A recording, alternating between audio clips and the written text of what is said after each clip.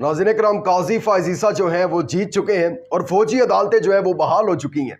अब जितने 9 मई में जितने भी लोग मुलव्विस थे, अब सिविलियंस का जो है फौजी अदालतों में ट्रायल होगा और 9 मई में जितने लोग मुलव्विस थे उनका भी अब फौजी अदालतों में ट्रायल होगा। और नहीं हो रहा था ना इमरान खान कंट्रोल, इंटरव्यूज करवा लिए, बुक्स लिखवा ली कि अवाम के दिल में किसी न किसी तरीके से खान निकल जाए।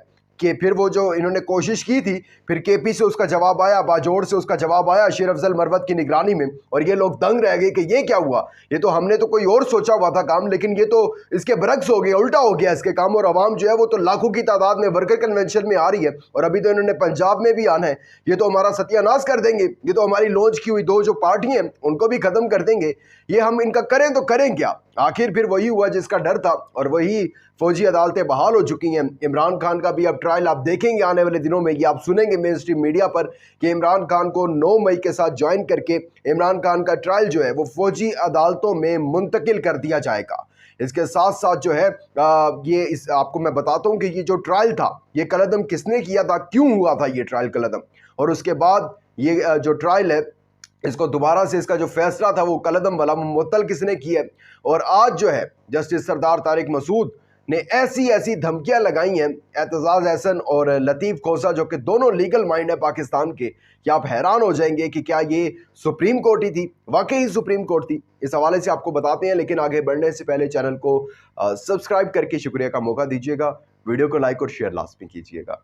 नाज़रीन इकराम, मैं आपको इब्तिदा में ही बता चुका हूँ कि इमरान खान को गिराने के लिए कितनी कोशिशें की गई और की जा रही हैं, अभी तक की जा रही हैं, लेकिन वो बंदा नहीं वो बंदा गिर रहा। क्यों? क्योंकि उसकी ईमान की जो पावर है वो इतनी ज़्यादा स्ट्रॉन्ग है कि वो जज के सामने जज कहता है मुझ पर एतमाद है, मुझ पर यकीन है, तो वो बंदा कहता है कि मुझे सिर्फ अल्लाह पर यकीन है। वो कहते हैं आपको किसी चीज़ का डर तो नहीं है, वो बंदा कहता है मुझे अल्लाह के अलावा किसी का डर नहीं है। मैं सिर्फ इतना चाहता हूँ, मेरा एक मुतालबा है और वो मुतालबा ये है कि मेरा फेयर ट्रायल कर दे, फेयर ट्रायल करके मुझे फांसी लगाना है, फांसी लगा दें, उम्र कैद सुनानी है सुना दें। मैं नहीं जाऊंगा बीमारी का 50 रुपए का स्टाम्प पेपर बनाकर मुल्क से बाहर नहीं भागूंगा मैं इधर ही रहूंगा। मुझे तो ऑफर्स भी आई हैं कि भाई चले जाएं, आपकी सजाएं माफ हैं, सब कुछ माफ है, लेकिन क्यों जाऊं, मेरा पाकिस्तान है, मैं रहूंगा इधर, कौन मुझे रोक सकता है। अगर मैं बाहर आता हूं तो मैं इनका एहतसाब करूंगा, मैं पकड़ूंगा इनको। आपको पता है कि सिविलियंस का फौजी अदालतों में ट्रायल था, इसके खिलाफ एक फैसला आया था और जस्टिस इजाजुल हसन की सरबराही में जो था वो एक बेंच बना था और उसने ये जो फैसला था इसको जो है वो कलअदम करार दे दिया था कि नहीं होगा जी, सिविलियंस का फौजी अदालतों में ट्रायल नहीं होना। लेकिन उसके बाद फिर इससे पहले भी साबिक चीफ जस्टिस जो थे उमर अता बंदयाल, उनके टेन्योर में भी ये गुजरा, लेकिन वो इसका फैसला नहीं कर सके। चीफ जस्टिस साहब काजी फाइज ईसा ने साफ इनकार कर दिया, हाथ खड़े कर दिया, नहीं मैं नहीं सुनूंगा जी ये, क्योंकि वो तो आपको पता है फिर बहादुर कितने हैं और फिर किसके नक्शे कदम पर चल रहे हैं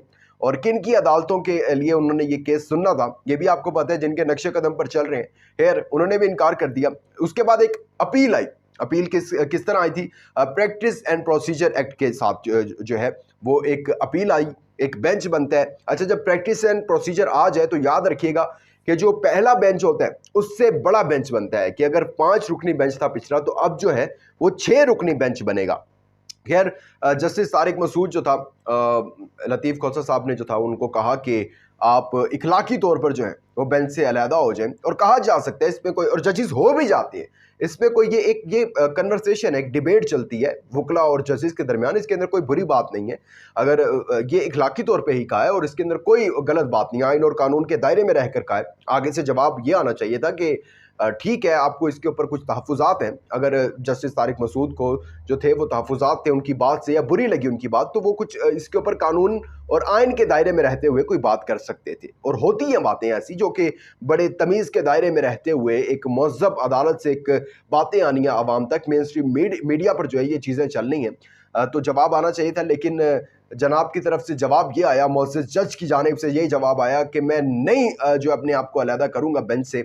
आप क्या कर सकते हैं, आप क्या सकते हैं, मुझे अभी बताएं। लाइक वो जिस तरह मुझे तो वो वाइब आ रही थी कि जिस तरह कभी कॉलेज के ज़माने में वो एक बंदा होता है ना, वो आपस में स्टूडेंट्स जो हैं वो क्लास फेलोज लड़ते हैं, वो कहते हैं वो टीचर्स के सामने कुछ नहीं कर सकते ना, वो लड़ नहीं सकते हैं, तो वो कहते हैं तो बाहर निकल, मैं तो बताता हूँ, आज देख मैं करूँगा क्या तेरे साथ। वो फिर अगला दूसरा तड़ी लगाता है कि तुम कर क्या सकते हो, करो, इधर ही करो जो करना है मेरा।